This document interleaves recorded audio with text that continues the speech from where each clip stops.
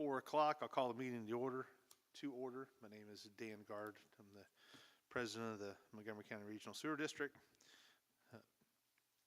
First item on our agenda, we need to approve board meeting minutes for two different meetings. One, December 10th, 2025, and then the special session on January 16th. At this time, I would entertain a motion to approve both those sets of minutes. Joyce Grimble, I move to approve both sets of minutes. David Reeves, I second. Any discussion? All in favor say aye. Aye. Oppose? That motion passes. Next up, we have our bank balances. We have our operating fund, maintenance fund, and a capital fund. Joyce Grimble, treasurer. The business saving or the maintenance fund is $25,943.38. The money market or the capital fund is $40,763.37. The operating is $174,820.86. Thank you. Now I have a confession. Okay. When we made the decision to take, we had been putting $1,000 in the capital fund from the operating, and we decided to do the $4,000. When I went in and did that, I failed to not do the $1,000. So we've been putting $5,000 in there. Do you want me to go back and do just the $4,000? And the same thing is true in the maintenance fund. I've been putting $3,500 instead of $2,500. See what I did? Mm-hmm. Yes. When I went in and told it to do the automatic, I didn't cancel the other one. Okay. Just cancel going forward. Yeah. Is that okay? Okay. I didn't know if you wanted. We got a lot of money. I didn't know if you just wanted me to leave it. But I'll go back in and cancel the 1,000. Yeah, just cancel the one. I think we can do that, and we show, and we can track, trace, and show where that money was deposited. And Oh well, transferred. it's in there. But Yep. yeah, okay.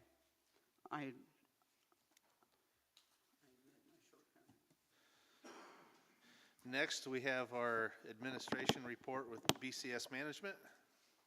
Justin Sadoff, BCS Management. Chris had some other duties up north to fulfill, so you got stuck with me today. I sent out the full admin report this morning, emailed out to everyone. Just want to highlight three things quickly. Obviously, we're going to, or you will be having an important discussion regarding the locate services. And Amy can correct me if I'm wrong, but the final wrap-up for the annual financial report, you've crossed the finish line there. Yes. Her and Chris wrapped things up here earlier this week. And lastly, I'd like to point out the operating funds. You're sitting very strong, nearly 5% trailing the 6-month average. So that's a significant statement. Congratulations on that. That concludes my admin report. Thank you. And then maintenance report, Asbury Technology, Tom. Yeah, Tom Asbury Water Technology. And I didn't know how in depth you wanted me to go, Dan. There are only a couple of action items, but I didn't know. That'd be fine if you want to cover those action items. You sent the report. We've got that report. Okay, that sounds good. And you'll notice there for the December flow totals, that includes the installation of the new flow meter and the downloads from there. And fortunately, the influent flows that we were using when the flow meter was down overstated the flow fairly significantly. So we're right now, of course, there's less flow during this time of year, but average of 34,500 gallons for December. We expect that to go up, probably closer to the $40,000-$50,000 gallon range, but that's where we are right there. The treatment plant full compliance. November and December we did have a TSS exceedance due to the issue with the actuator that has since been resolved. But we don't foresee any issues with that matter. We maintain close contact with Jason Palin from IDEM, who's our inspector, and So, as you can tell, there was a lot of action during the last 2 months. We were able to clear out a lot of maintenance items that had been kind of piled up. Some items that kind of jumped up on us there with the influent lift station, and we'll get to that here in a second. Action items. So the influent lift station, as you guys know, we've been kind of waiting for the financial situation to improve, which thankfully it has. We've been operating with no spare pumps, and the influent lift station there, which is on site at the treatment plant, had one of the pumps fail. The other one's been kind of clogging a little bit more frequently, and so what we were able to do to make sure that there are 2 pumps at that lift station, we moved the new pump that was recently installed at South Lift Station 1B. We moved that over to the influent lift station because the influent lift station gets a lot more flow, and that did require us to purchase a longer lifting cable due to the depth of that particular lift station. That was $3,576 for that. And between this issue really manifested right before the January meeting, and due to the importance of getting another pump available, we went ahead and did that. It's $18,835. So we'll need both of those items approved. And so that new pump, the lead times are pretty long. That's why we had to pull the trigger on that one. They were saying that it might ship to their warehouse in April, so we might be looking at May until that comes in. We didn't want to be caught flat-footed if we have another pump failure, having to rent bypass pumping from Xylem, which is really expensive, and we ran into that last year where we kind of ran out of our pumps. So when that pump comes in, we'll install that at the influent lift station. So we'll have 2 new pumps there. We'll evaluate the condition of the other pump that we're going to pull from lift station number 1. It probably needs a little bit of service because it's been clogging more frequently, but I'll leave those 2 action items there for the board's formal approval. If that's what, unless you want me to go on to the next item.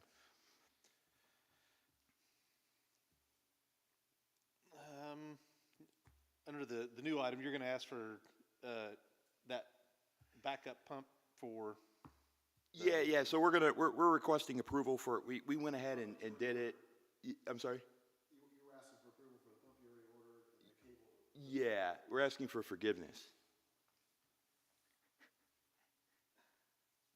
David Reeves, I move that we approve the purchase of the replacement pump and the cable. I'll second. And that was a total of $20,874.80. Is that correct? Is that what you had? That's correct. Okay. And that includes the 15% surcharge. And Any discussion to that? What's the surcharge for? the surcharge is in our contract. When we manage special projects, we subcontractors and Mark it stuff. up. Their Yeah. markup? There's a 5 on the end of that. Check your math. Was it $20,874.80? There's a 85 and a 50, so I'm doing math now.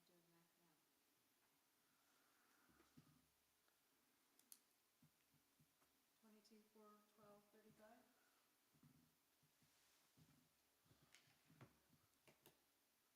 I must have, am I not? 18, 8, 35, 85. You got 22, 4, 12, 35? Yep, that's what I got. The cable of $35.76.50. That's where I'm.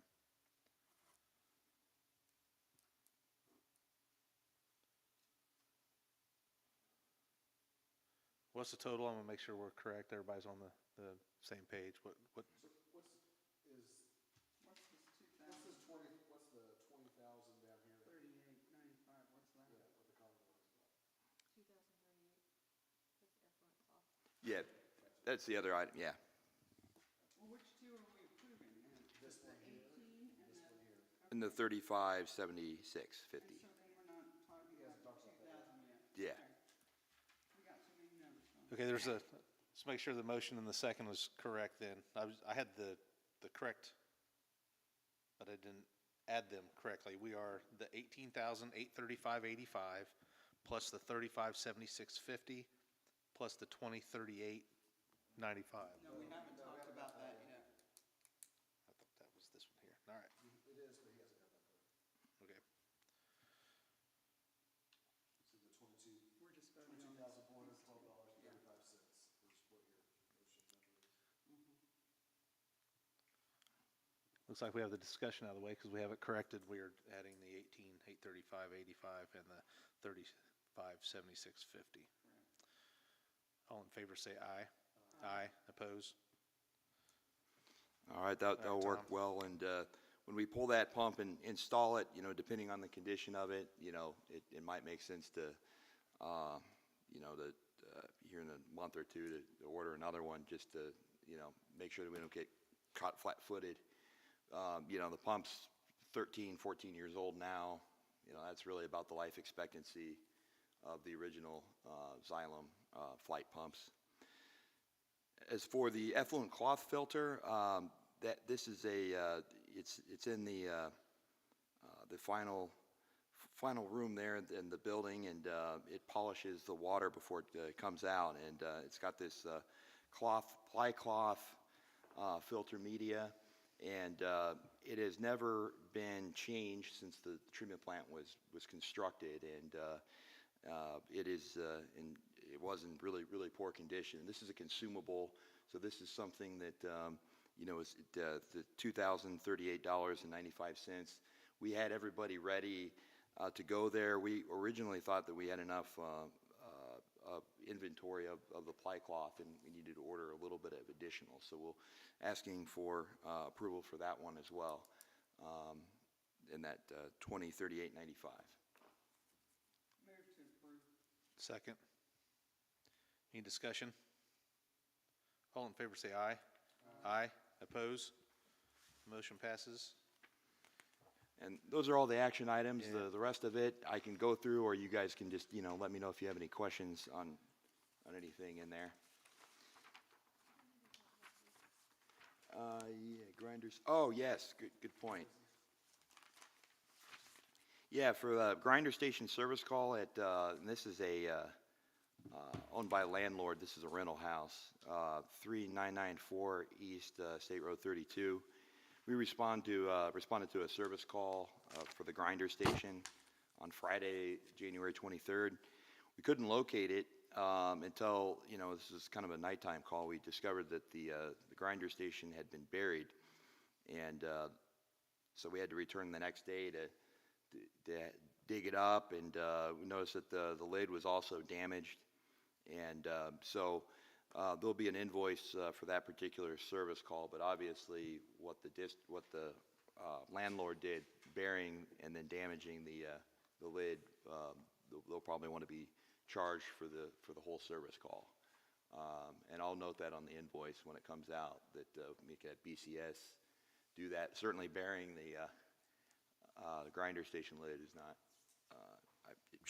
If it's not in the sewer use ordinance, I'm sure I'm pretty sure that's. How again did the damage occurred? That just recently, I mean, the commissioners, we just rezoned that from commercial to residential several months back. So Okay. So what was the cause of the damage? It, probably burying it caused the damage on the. Yeah, it wasn't too bad, but it took us. We were out there and it was 5 degrees for several hours attempting to find where it was, and then. Okay. All right. Any other questions for Tom? We have no project updates, no new business. Under old business, we just want to discuss our locate service discussion with USIC. Tyler, did you have a chance to look at that and see where we were? committed on that and how that contract was written. I know it expired at the end of the year. Yeah, that's a, it's an annual renewing contract automatically, but you have early termination rights, as well as the contract contemplates that there may be a time when the parties need to discuss different scope or different terms. So, you know, if you decide to try to work with USIC, I'm sure we could make a proposal on changing some of those important terms that we found through this last round of litigation we had to go through. And one of those items was they didn't have any liability, they weren't liable, was it They have, they have a limitation in the contract currently that limits their liability to 0. Okay, Yeah, And that's this company right here. that's USIC, yep. right. And if I remember right, there was some other option, there's other locate companies besides them, because I thought we were kind of thinking we wanted to Yeah. go about anyway, but that, because why locate if they're not gonna be Right. responsible for picking the right spot? They just kind of. And that has changed over our need for locate over the past 6 or 8 years since I've been on here has changed when we went from doing no locates and we had just a simple, we had somebody we could call if we needed one, or maybe a second, they would go out and do that. And then it got to the point where we were doing enough that it was in our best interest and cheaper we were doing more and more, that we had a company that would charge a fee to do just for the year, and that's how we were with USIC. That last contract with them, where the contract then was written that didn't have them basically liable, and we found that out when we had the incident last year on Newcore Road. So so I'll have it, I'm going to add it to our agenda next month. In your email, we have just in the last day got an email from Tom. His company also provides services like that, and so we do have an option. And Is that the $1,500? yes, so we're going to discuss that, and we have a contract that we can get out of currently because it basically renewed with USIC. If the board wants to go in a different direction and we want to terminate that contract, I think that we still have to give them a heads up of is it 60 days, 2 months? It's a 60-day termination notice. So next month I'll put a locate service on new business. We'll look at our options, we'll discuss that, and the board can decide what direction we want to go, whether it's the same or move somewhere else. Does your company? Then Tom's going to provide that information and answer any questions, so. Yeah, we're a little unique in that we provide, fixed cost, that flat monthly fee rather than a per locate. So it kind of, it protects you against, once you get hit, if you get hit with like a big fiber project and stuff, you're not stuck with a $8,000 bill. So, we're taking a little bit of risk there for in exchange for the predictable cash flow, which. So if you miss a locate as far as like they did, are you sharing that cost? Yeah, for that, we or how's put that in work? there that up to, Like an with insurance? $50,000, so we would have paid for the whole, the whole deal if we. Yeah, and it's not so much even the fact that we had an issue with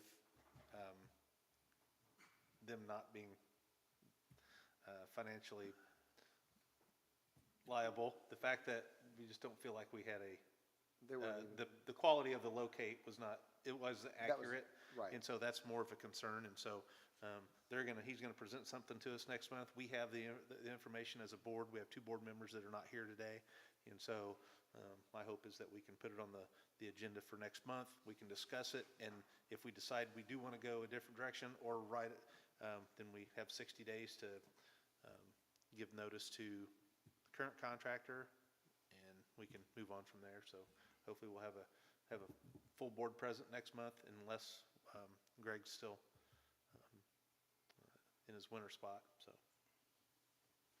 And if anybody has any questions, Yep. on anything really, you can call me, or just send an email. On an average, how many locates do we have a year?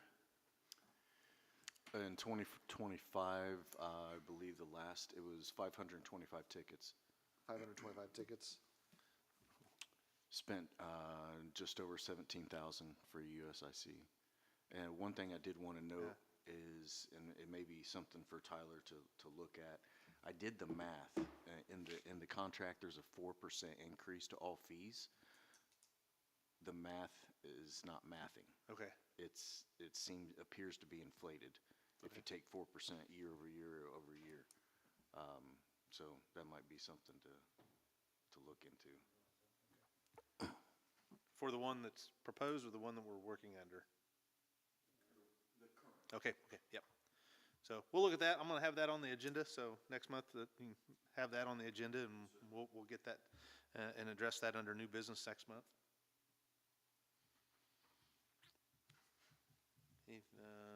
Next is approval of claims. Let's see. Where do I have my claims? There, wrong folder.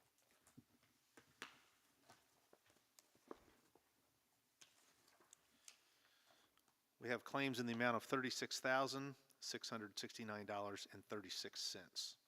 I would entertain a motion to approve claims. So, second. Any discussion? All in favor say aye. Aye. Oppose? Motion passes. There's claims signature for that. Is there anything else that needs to come before the board? I would entertain a motion to adjourn. So moved. Second. We are adjourned. Thank you, everyone.